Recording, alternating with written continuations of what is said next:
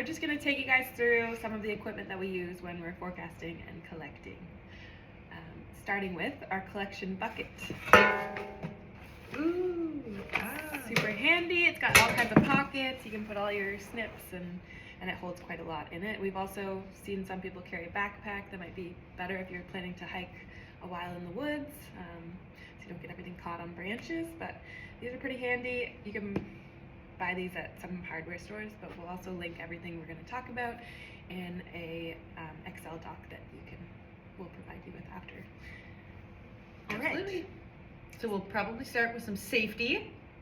Or before you even get out in the field to do your collecting, you're going to want to know where you're going, what you're collecting, have a good idea of that.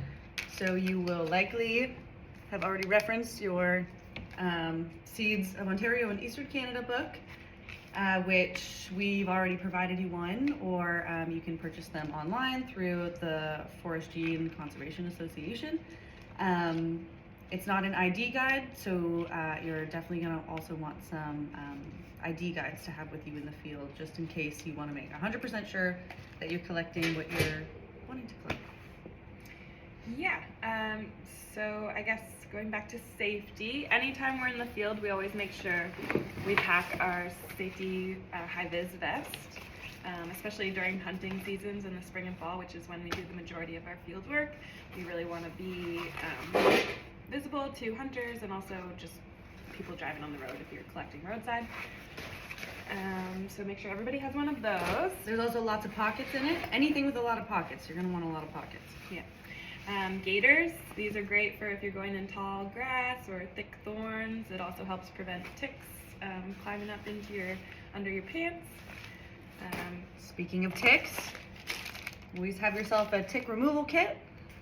We also carry a lint roller with us to roll ourselves down once we get back into our truck or before we get in the truck to get the ticks off, especially if they're teeny tiny in the nymph stage. We also carry bug spray and sunscreen, depending on what time of year you're going out. Yeah, we also always pack a couple safety glasses or a helmet with safety glasses. Either way, you're going to want a helmet and safety glasses. So if you can buy them together, it just saves a little bit of space and hassle trying to find everything. So yeah, we'll get into why you need this in a little bit. So once you are out, you see some seeds in the trees. Sometimes it's hard to see just with your naked eye, so we carry high quality binoculars so you can kind of access the crown of the tree, especially in the spring and summer when the seeds are the same color as the leaves. It's hard to differentiate from the ground. Before you get poles up to cut branches, it's good to know if there's actually seed up there, so that helps. And these ones are 12 by 25. And they do a pretty good job, but I would even go as far as saying probably a higher magnification would be necessary. So like even like 10 by 40, or like a good pair of like birders binoculars, because seeds are up in the top of the trees, they're teeny tiny, and you want to really make sure you're seeing what you think you're seeing, because even with these, sometimes it's a little tricky. Yeah, so once you see some seed in the tree, you want to collect it or look at it to assess the viability or the fullness of the seed. You're going to want to use different collection methods. We're going to get into the details of the collection methods later. We're just going to kind of show you the equipment that we use. So one of the things we always make sure we have with us is a hook stick, which is basically just a broomstick with a hook attached to the top. We just made it ourselves from hardware store items. And then it's got a carabiner on the end. This isn't necessary, but it does help. You can clip it to your belt or your vest, and it just helps you be able to collect hands-free. When it's pulling the branch down, it kind of is, I guess, it stays on its own, so you don't have to worry about the top part. And even before we do that, sometimes we would lay a tarp down, whether we're using the hook stick or poles or anything like that, throw bag, things we'll show you. We lay a tarp down first, just to make sure that as we're, knocking at branches and things or reaching for things, that seed that's dropping is falling on the tarp, and we could kind of center it and scoop all of the seed up afterwards instead of picking it off the ground. The bigger the tarp, the better, but obviously you want to find something that you can carry long term if you're going to be in the field for a while. So, especially with the wind, yeah, you know, if you have to collect on a windy day, that's just the nature of the situation. But you can try and place it where you think the seed's going, or do like a little test shake and see where seed's moving and kind of set your tarp up that way. This is another method we use. It's a pole pruner. This one is like an extendable one, so you can slide it up pretty easily just by opening that up and pulling the holes up. We don't have camera access to the top, but it does go up about 30 feet. And this is a lot easier to carry around than a bunch of aluminum poles, which we'll get to next. So if you're not planning to collect from super old growth forests, then this might be ideal for you. Or depending on the species that you're targeting. Unfortunately, the majority of species that we collect or that we're after are quite a bit taller than the telescopic pole can reach. So we use these bad boys. They're aluminum poles that are actually made for the concrete or paving industry. So they're meant to be used horizontally. So they're quite lightweight for that reason. But we stack them vertically to get up into the trees. And on one of the poles, you'll have the cutter head at the very top. So that's your cutting device. And there's a short piece of rope on it. Usually it would be very long so that you can pull the rope while you're on the ground, but it's very inconvenient to carry a big wad of rope through the forest. So we use a dog leash. So retractable dog leashes, really great to have. One, cuts down on that space, but also, you know, they're retractable, so you can stop them at one point and have like a lot of leverage to pull down and use the cutter head. And we usually carry 2 or 3 with us in case we are going up super high and we run out of length. You just tie them together or like daisy chain them, and then you can get way up there. Yeah, so we usually carry at least 2, depending on how high you're gonna go. And we'll carry these poles. They're in 6-foot segments, so yeah, you just kind of gotta, I guess, think about how high you're gonna go and plan accordingly. But it helps to have these little Velcro straps to carry them together. Otherwise, they get all jumbled. It's harder to carry. And definitely practice with them. I mean, we're like pretty teeny tiny, but we could get up 5 poles pretty comfortably. Yes. Just practice. All Hit right. the gym. And then one other collection method we sometimes use is a throw bag. So it's in this little container. You kind of gotta pop it open with a friend. So it's an arborist throw bag that's used to get lines into the trees. Yeah, so it comes with a bunch of rope and a weighted beanbag thrower. You can also make your own just with some kind of weighted object and string. The container is just to keep it contained, I guess, so the rope's not getting everywhere in the woods. You just have a place to put it back in. As you're throwing it, the rope will obviously come out with it from the weight, but then when you're putting back in, you want to go hand over hand so it doesn't get tangled.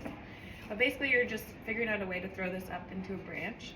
Once it goes around a branch, you can get the other side down, and so you'll have 2 sides of the string. And if the seeds are ready to naturally disperse, you can just shake the branch and they should come off.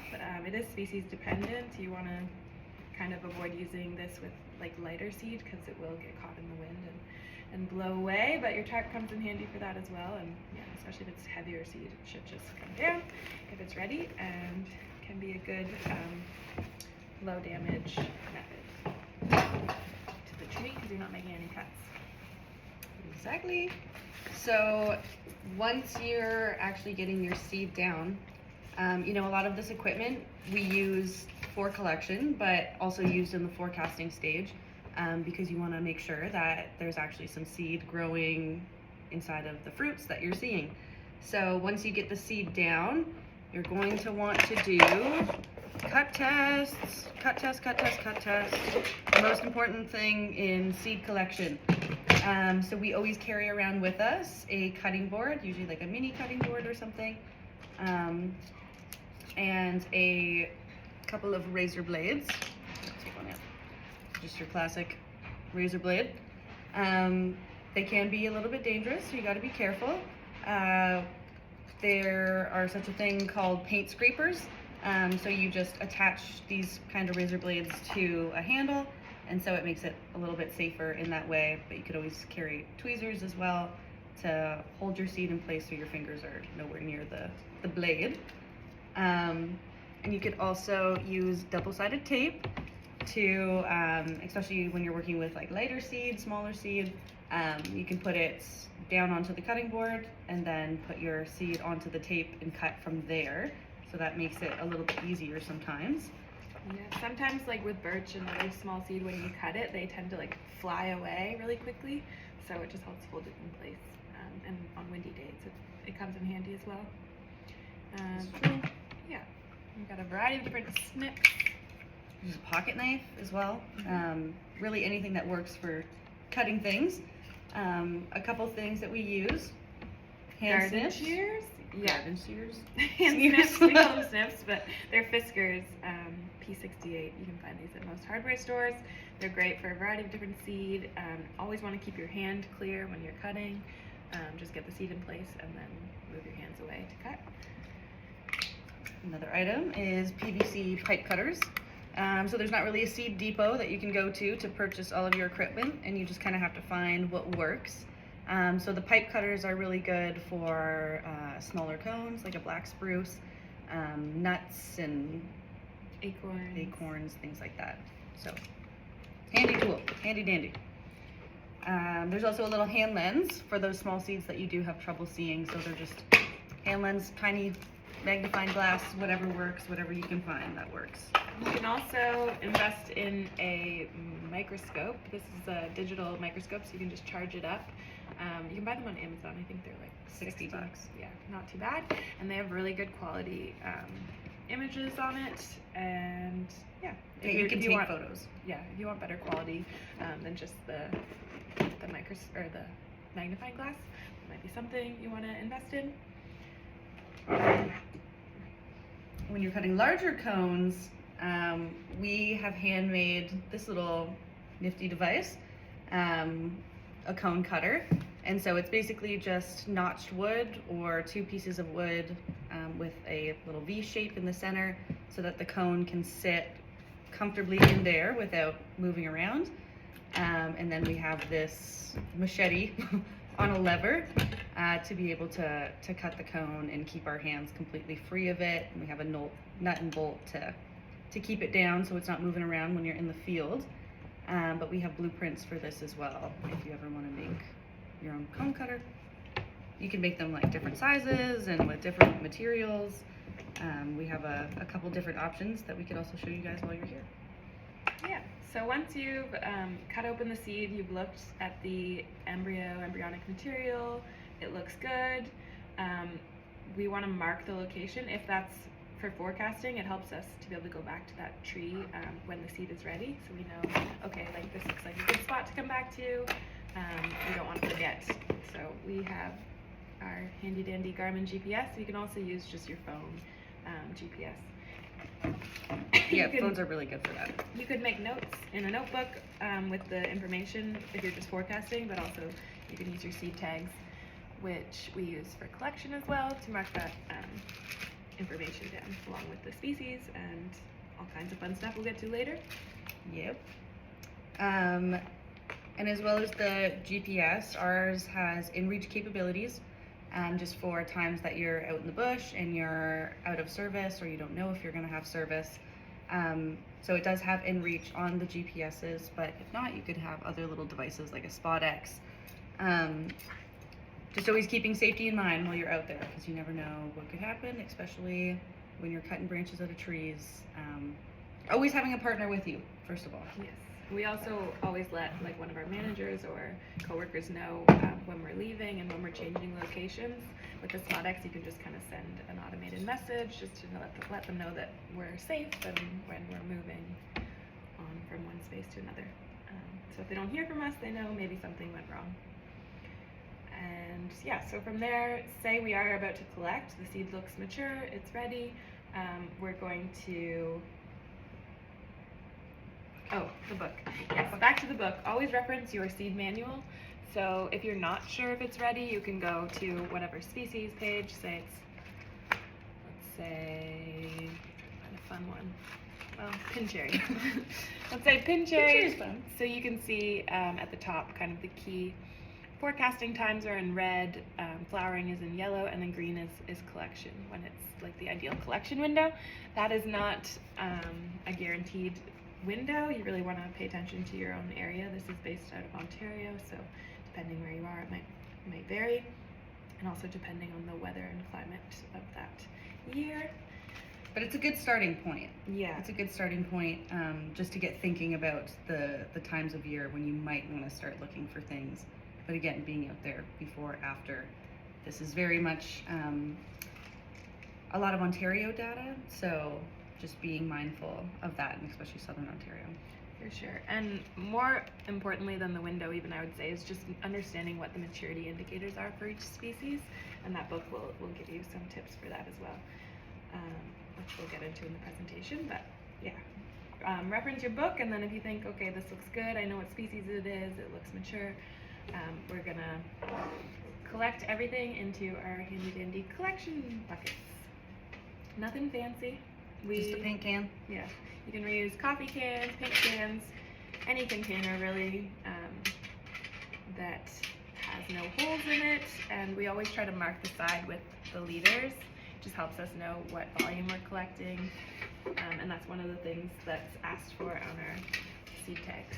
So good to know. We do try to collect at least 3 liters, but that's kind of our own rule. But if you guys are just looking for a little bit for a project, or if it's a species at risk and you can't get 3 liters, that's ultimately up to you. But it's good to know to follow through into processing how much debris and empty seed you're losing and what volume you're left with at the end of your collection.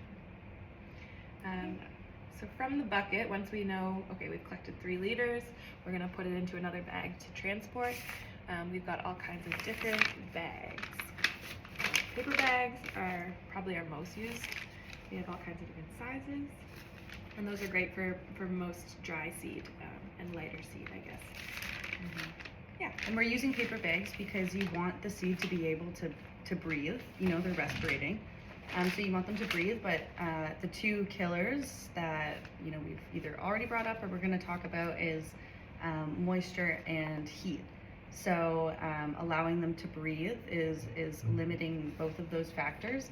And especially if you're on the road and traveling, or you're just not going to be back in the office for quite a while, having them in the paper bags, being able to shake them around. We're also not filling the bags completely with seeds.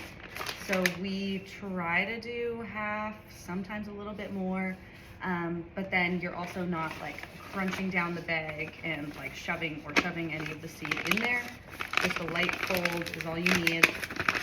And if you are keeping it with you in a hotel, or you're out in the field for a long time, like I said, you're able to open that bag and, you know, easily kind of give it a shake every so often, just to limit the amount of moisture and heat that's building up inside of the pile.